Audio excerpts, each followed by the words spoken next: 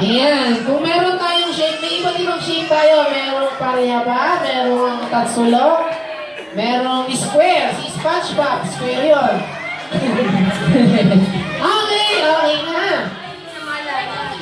Ayan, next naman po, yung center ng face natin, yung ating nose. Ayan, so yes, iba-iba rin po yung ilong natin. Meron tayong long nose, flat nose, who nose, diba?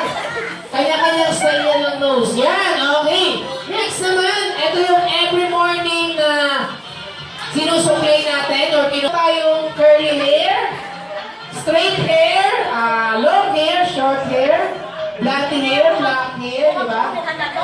Shiny hair, dito po. Left eye kasama ang kilay. Kaliwang mata, kasama ang kilay, ha? Ayan. Okay, kamusta yung kanilang left eye kasama ang kilay? Ngayon naman po, yung neck. Yan. Yon. Okay. Ganun-ganun lang yun eh. Okay, next one. Yung ating kanang mata kasama kilay. Kanina kaliwa?